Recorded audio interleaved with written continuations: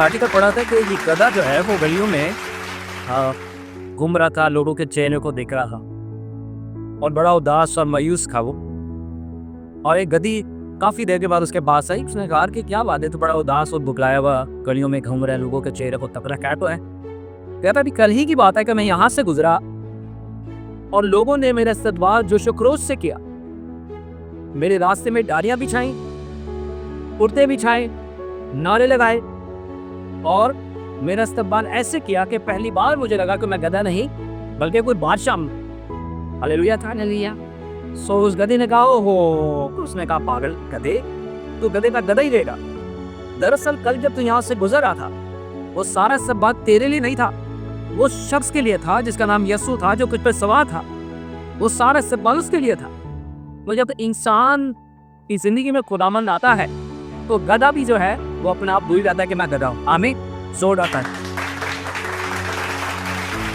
तो जब उसने बागबानी में वो खड़ा उतरा तो खुदा ने उसकी बागबानी से खुश हुआ और उसे एक साथी दिया।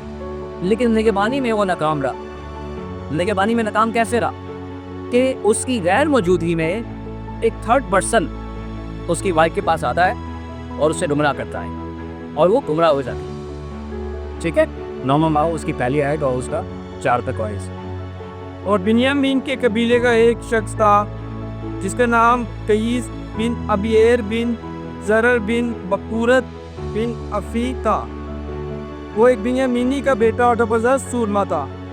उसका एक जवान और खूबसूरत बेटा था जिसका नाम साउल था और बनी इसराइल के दरमियान उससे खूबसूरत कोई शख्स ना था। आमीन। साउल दे दी तो साउल बादशाह बन गया। और यहाँ पर हम पढ़ते हैं, हमारे सामने जो दूसरा किरदार है वो है यस्सी का बेटा।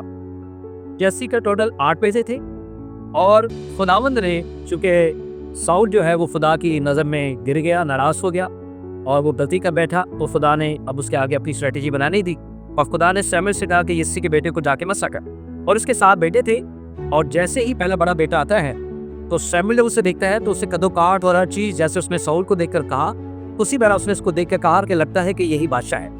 पर खुदावंद ने से कहा कि जो इंसान की नज़र देखने को जो जज करती है वो मेरी नज़र वो नहीं है, क्योंकि खुदा की जजमेंट जो है वो डिफरेंट।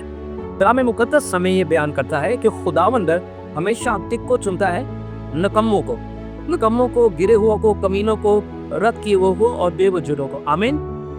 तो साउल जो दाऊद है यस्सी का जो 8वां बेटा है वो यस्सी के ज़हन में है ही नहीं है। फिर सैमुएल ने यस्सी से पूछा क्या तेरे सब लड़के यही हैं? उसने कहा सबसे छोटा अभी रह गया, वो बकरियां चराता है। सैमुएल ने यस्सी से कहा उसे बुला भेज, क्योंकि जब तक वो यहाँ ना आ जाए हम नहीं बैठेंगे। सो वो उसे बुलवा कर अंदर आया। वो सुर्ख रंग और खूबसूरत और हसीन था और खुदावंद ने फरमाया उठ और उसे मसा कर, क्योंकि वो यही है। आमीन। आप देखें कि कभी हमने किसी नौजवान या कभी हमने किसी कॉम्प्लीमेंट्स के जरिए कभी किसी नौजवान को कहा है कि सुर्ख रंग का है। अगर सैमुएल उस बच्चे को देख रहा है और उसके बारे में लिख रहा है कि वो सुर्ख रंग का है और हसीन और खूबसूरत है, तो उसका मतलब कि वो बहुत ही छोटा बच्चा है जो भेड़ बकरियां चलाता है और भेड़ बकरियों के साथ वो बातें करता है। तो यानी कि वो उनकी गुफ्तगू का हिस्सा नहीं है और उनकी जो मसा करने के लिए जो वहाँ पर सैमुएल गया है वो उसके काबिल नहीं, उसका वालिद उसको इस काबिल नहीं समझता। लेकिन खुदावंद किस पर ध्यान देता है? दिल पर। खुदा कहता है कि मैं दिल को देखता हूँ, क्योंकि खुदा इंसान के दिल में बसता है। तो आगे हम पढ़ते हैं कि आगे क्या होता है। तब सैमुएल ने तेल का सींग लिया और उसे उसके भाइयों के दरमियान मसा किया। आमीन। सो हम देखते हैं कि आज हमारे जो दूसरा किरदार है वो है एक छोटा बच्चा जिसका नाम दाऊद है और वो भेड़ बकरियां चलाता है और सुर्ख रंग का है। पहला किरदार साउल है जो कद्दूपाट में बहुत बड़ा है, खूबसूरत है और बिन्यामीन घराने से है, और एक छोटा बच्चा दाऊद है। अब हम देखते हैं कि हमारे किरदार का तीसरा हिस्सा को और हमारा जो है इसका हानि का वो है जाति जुवियत। 6 हाथ और 1 बारिश था। अच्छा, अगर हाथ का पूरा हाथ अगर आप काउंट करें तो 2 फीट का बनता है, तो 6 से बढ़ा दिए कि 12 और 1 बारिश यानी कि 12.5 फीट का, जिसे 6 के बराबर है। तो तीसरा किरदार हम देख रहे हैं कि एक जाति जुलियत नाम का एक शख्स है, एक पहलवान है कि वो एक पीतल का होठ पहनता था जो लड़ाई में असद लेजी हम देखते हैं ये एक खोर होता है पीतल का जो पानों को कवर करता है और छत को कवर करता है। और कितने मशकाल के बराबर था उसका? 5,000। 5,000। 5,000 यानी 16 बाग और उसकी चौड़ाई। अब हम देखते हैं कि ये तीनों किरदार अब आपस में टकराते कैसे, इनकी शुरुआत कैसे। और खुदावन की रूह साउल से जुदा हो गई और खुदावन की तरफ से एक बुरी रूह उसे सताने लगी। आमीन। पौलुस रसूल अपने कलाम में लिखता है कि अपने मस्सा को, अपने पाक रूह को बुझने ना दो, ठीक है, उससे ना बुझाओ। तो हम देखते हैं कि साउल की जो रूह है खुदा की, वो साउल से जुदा हो जाती है और बुरी रूह उससे सताने लग जाती है। कैसे हालात में? ऐसे हालात में कि जब एक जाति जूलियत नाम का एक शख्स जो है वो हर रोज उन्हें आके लड़ता रहा है। और यहाँ पर क्या हो रहा है, सोने पे सुहागा, कि अब जो साउल है जो 60 जंगें लड़ चुका है, अब उससे उसकी जो ताकत थी, उसकी जो कुव्वत थी, वो उससे जुबा हुई है और एक बुरी रूह से सताने लगी। अब हम आगे बढ़ते हैं जिनके वक्त कम है। हम देखें कि साउल बादशाह खुदा की रूह से जुदा हो गई है। अब वो डर रहा और उसने ऐलान कर दिया है, अपनी पूरी जो राय है उसमें ऐलान कर दिया कि जो भी शख्स इस जाति जूलियत को मारेगा या हराएगा, मैं उसे अपना सब कुछ दे दूंगा। यानी कि वो इतना हार चुका है, इतना शिकस्त दिल हो चुका है, इस बुरी तरह से वो रद्द हो गया है, बुरी तरह से टूट गया है, कमजोर पड़ गया है। एक बादशाह जिसके पास एक बहुत बड़ी आर्मी है, जो वेपन, जिसके पास न्यूक्लियर है, वेपन्स है, उस जमाने के हिसाब से जो न्यूक्लियर जो भी रहते होंगे, और उसके पास से ट्रेन आर्मी है, वो 60 जंगे पहले जीत चुका है, लड़ चुका है और वो जोरावर, उसके पास स्ट्रेटेजी है, फौज है, उसके पास हर चीज है। लेकिन क्या उसके पास नहीं है? खुदा का रूह उसके पास नहीं है। और उसने ऐलान कर दिया कि जो कोई भी जाति जूलियत को हराएगा, मैं अपनी बेटी भी से दूंगा, मैं अपनी बहू भी से दूंगा, और अगर उसका कोई कर्जा है खानदान का तो वो भी खत्म करूंगा। और ऐसे हालात में जो यस्सी का फाक है, वो अपने बेटे दाऊद को कहता है कि जो तेरे भाई जम है उनकी खैर खरीद दिलाप कर दिया। वो जैसी वहां जाता है तो वो देखता है कि एक बड़ा शख्स आके उसकी कौम को ललकार रहा है और वो ये कह रहा है कि ये कौन है जो खुदा की कौम की फसीयत कर रहा है। और ऐसे में लोग कहते हैं कि इसके सर के ऊपर तो इनाम है। तो दाऊद जो है वो भी कहता है कि अच्छा, अगर मैं इसको मार दूं या मैं इसका मुकाबला करूं तो क्या ये सारा इनाम, सारा क्रेडिट मुझे देंगे? तो ऐसे में जो वहाँ के सिपाही हैं, वो जो लोग हैं, वो ये सब सुन लेते हैं और जाके साउल को बचाते हैं। तो पढ़े चौचुप का। जब वो बातें जो दाऊद से कहीं सुनने में आई तो उन्होंने साउल के आगे उनका चर्चा किया। एक मिनट। सो ऐसा हुआ कि पुराने जंग में जो दाऊद उनसे गुफ्तगू कर रहा था, जो बातें कर रहा था, तो उन्होंने सुख का सांस लिया। उन्हें एक उम्मीद नजर आई, एक छोटी सी आस नजर आई और फटाफट जाके उन्होंने बादशाह को बताया कि एक शख्स है या कोई है। उस सब उन्होंने जाके ये ना बताया कि एक बच्चा है। उन्होंने कहा कि एक बंदा है, वो उसको मारने की बातें कर रहा है। और उन्होंने जाके दाऊद के बारे में साउल से बताया। और आगे पढ़े। और जब वो बातें जो दाऊद ने कहीं सुनने में आई तो उन्होंने साउल के आगे उनका चर्चा किया और उसने उसे बुला भेजा। और दाऊद ने साउल से कहा कि उस शख्स के सबब से किसी का दिल ना घबराए, तेरा खाता से लड़ेगा। आमीन। अब ये देखें कि साउल ने दाऊद से कहा कि तू इस काबिल नहीं कि, और वो ने कहा है कि इसके सबब से डरने की जरूरत नहीं है। एक बच्चा जो कि सुर्ख रंग का है, छोटा सा है, वो साउल बादशाह को कह रहा है कि इसके सबब से किसी का दिल ना घबराए, मैं हूं। अब दाऊद की गुफ्तगू आप सुनते हैं कि दाऊद के अंदर एक कॉन्फिडेंट है। दाऊद जो कि एक छोटा बच्चा है, भेड़ बकरी चलाता है, लेकिन वो जाति जूलियत की माबत कह रहा है कि कोई उससे ना दो रहा है। तो ये सब बातें वो कैसे कह रहे हैं, क्यों कह रहे हैं? क्योंकि कलाम मुकद्दस में हमने देखा कि खुदा की जो रूह है वो दाऊद पर जोर से नाज़िल होती रही। तो अब दाऊद जो है वो खुदा की रूह की में गुफ्तगू कर रहा है। आगे बढ़े। तो अब दाऊद ने साउल को जवाब दिया कि तेरा खाता अपने बाप की भेड़ बकरियां चराता तो जब कभी उसे बताना चाह रहा है कि तू भी बिन्यामीन के घराने से है, क्योंकि पाक रूह उसके अंदर बात करता है। और उससे बताना चाह रहा है कि एक वक्त में तेरे साथ भी खुदा की रूह थी, लेकिन तूने खुदा के साथ धोखा किया, तूने अपनी राहें जुदा की और खुदा की रूह से महरूम।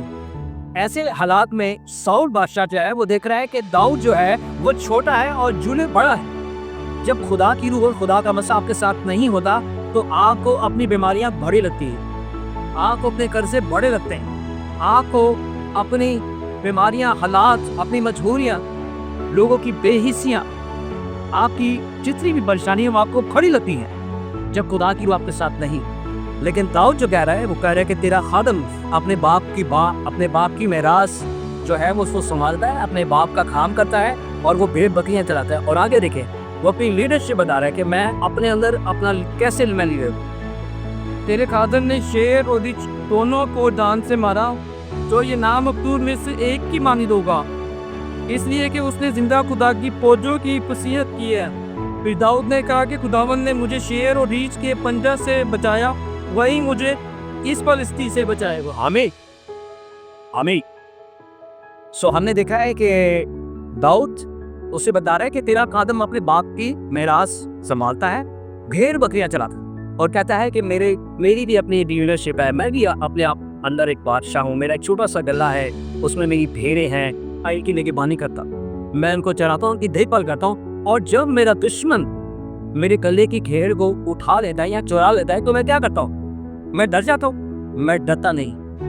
कहते हैं कि मैं उसका पीछा करता हूँ, उसकी ताक में रहता हूँ, उसका पीछा करता हूँ। और क्या करता हूँ? कहाँ से निकालता हूँ? आगे बढ़े, कहाँ से निकालता हूँ? क्या कोई उठा के ले जाता है तो पैर किस पड़े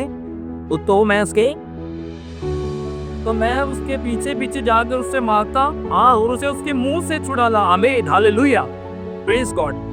वो क्या कहता है कि अगर कोई मेरी भेड़ की तरफ आंख उठाता है और मेरे गले की भेड़ उठा के ले जाता है, जब मेरा दुश्मन चाहे वो रीछ हो चाहे वो शेर हो, तो कहता है मैं इसके पीछे जाता हूँ और मैं इसके पीछे जाता हूँ और कहाँ से अपनी भेड़ निकालता हूँ? उसके मुंह से निकालता। मैं इसको चबाने की भी फुर्सत नहीं देता, उसे मैं इतना टाइम नहीं देता कि वो उसे मारे, खाए या उसे चबाए या उसे हजम करे। तो ये एक लीडर है जो अपनी गिरबानी करना जानता है, अपनी भेड़ों को बचाना जानता है। मसीह यीशु अपने कलाम में कहता है कि तुम में से ऐसा कौन सा मालिक है कि जिसकी 100 भेड़ें हो और एक हो जाए और उन्होंने को छोड़ के एक को ढूंढने ना जाए। आमीन हालेलुया। तो यहाँ पर दाऊद बादशाह कह रहा है कि अगर मेरे गले में से कोई भेड़ ले जाता है तो मैं इसको चबाने का मौका नहीं देता हूँ। अब आप दिलों को थाम के बैठे, क्योंकि आज जिस लीडर के बारे में बात हम करने जा रहे हैं उसका अंदाज, उसका बयान इससे डिफरेंट है। वो भी खुदा का एक लीडर है। वो खुदा का एक ऐसा लीडर है कि जब उसके बर्रे को उठा के ले जाता है तो वो खामोशी से बैठा रहता है। वो उसके बर्रे को उठा ले जाता है, वो उससे खा लेता है और उसे हजम कर लेता है। एक ऐसा लीडर भी है कि जो अपने बर्रे को ले जाने देता है और दुश्मन को चबाने देता है और खाने देता है और गलने देता है। तो बदबू मारने लग जाता है तो उसके पेट में हाथ डालकर वो अपना बर्रा उसके पेट से निकाल देता है। हालेलुया। अब वो कौन था? लाजरस। तो मसीह यीशु जो है वो एक अजीम लीडर, और उसने कहा कोई बात नहीं, वो बड़ा नहीं करके सोया। और 4 दिन बाद गया तो जब वो बाहर आया तो उसकी बॉडी में से क्या हल्दी थी? तो एक ऐसा लीडर उसमें से बदबू अब तो उसमें से बदबू आने। एक लीडर हमारे पास नन्ना दाऊद है जिसके अंदर खुदा की हुए और वो कहता है कि मैं चबाने की फुर्सत नहीं देता। और एक और लीडर हमारे पास है जो मसीह यीशु है, वो कहता है कि मैं अपने दुश्मन को जाने देता हूँ, चबाने देता हूँ, उसे हजम भी करने देता हूँ, उसके बावजूद उसके पेट में हाथ डाल के और अपना बर्रा बाहर निकालता। तो हालेलुया जोर करता। आगे देख, अब साउल बादशाह जो है वो मान तो गया क्योंकि उसके पास कोई चारा नहीं है ना। अब चूंकि वो बादशाह है तो उसको रद्द भी नहीं कर सकता, रिजेक्ट नहीं कर सकता, तो वो दिल पर पत्थर रख के उससे ले तो गया है। लेकिन उससे ले गया, अब क्या कह रहे हैं? अब कह रहे हैं कि तू पोशाक तो पहन, हथियार को बांध ले, तलवार को पहन ले। अब एक छोटा सा दाऊद है, जब उस पर तलवार लटाई गई तो उससे चला नहीं गया। और वो कहता है कि मैंने इन्हें आजमाया नहीं है, क्योंकि साउल को ऐसा लगता है कि लड़ने के लिए, जंग के लिए तलवार की जरूरत है, पोशाक की जरूरत है, प्रोटेक्शन की जरूरत है। लेकिन सादिक किससे जीता रहता है?